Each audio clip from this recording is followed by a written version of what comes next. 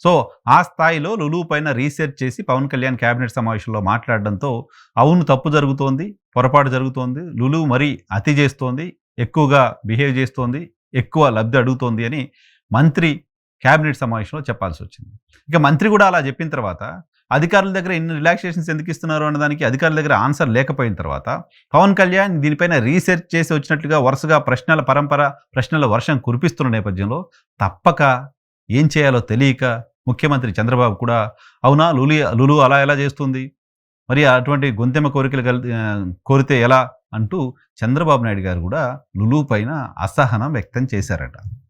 So, ప్రభుత్వం తీసుకుంటున్న నిర్ణయాల పట్ల భాగస్వామిగా ఉన్న వాళ్ళు స్పందిస్తే ప్రభుత్వాలు ఏ రకంగా తమ వైఖరిని, మైండ్ సెట్‌ని మార్చుకునే అవకాశం ఉంటుంది అనడానికి లులు విషయంలో పవన్ కళ్యాణ్ వేసిన ప్రశ్నలే నిదర్శనం. ప్రభుత్వం అబాస్పాలవుతూ లులుకు భూములు కేటాయించిన అంశం పైన అబాస్పాలవుతోంది. అనేక మంది దీనిపైన కోర్టులో కేసులు వేశారు.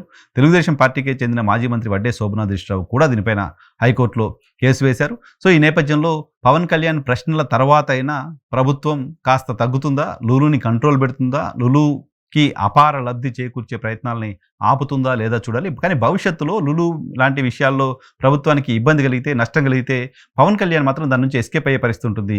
నేను ముందే ప్రశ్నించాను, నేను ముందే హెచ్చరించాను, అయినా మీరు వినలేదు అంటూ ఆయన మాట్లాడడానికి సంబంధించిన ఒక బేస్‌ని ఇప్పుడే పవన్ కళ్యాణ్ రెడీ చేసుకుంటున్నారు. పవన్ కళ్యాణ్ స్వరం పెంచటం ప్రారంభమైంది. ఇది లులుతో ఆగిపోతుందా? మిగతా విషయాలపైన కూడా ఆయన స్వరం పెంచుతారా చూడాల్సి ఉంది.